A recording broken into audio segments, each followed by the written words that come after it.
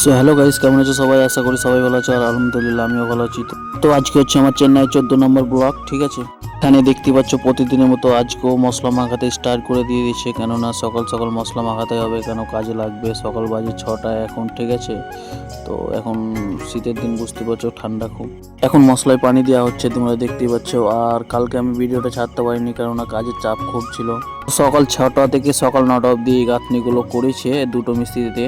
তো এখন বাজে সকাল 9টা আর আমরা রুমে চললাম খাবার খেতে, কেননা খুব খিদে পেয়েছে।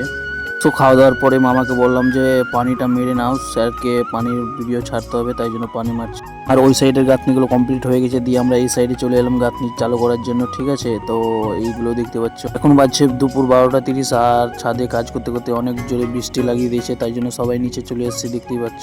পরে খাওয়ার পরে আবার কাজ করতে সবাই স্টার্ট করে দিয়েছে, দেখতে পাচ্ছ সব কাজ করছে। আর এইখানে একটা মিস্ত্রি লেগেছে আর এইখানে একটা মিস্ত্রি লেগেছে, দুটো মিস্ত্রি আজকে এইদিকে কাজ করছিল। তো এখন বাজে বিকেল 4টা 30, তো কাজ ছাড়া টাইম হয়ে গেছে আমাদের, তাই জন্য দুটো মিস্ত্রি একটা ছোট্ট দেয়াল ধরে নিয়েছে কাজ শেষ করার জন্য তাড়াতাড়ি।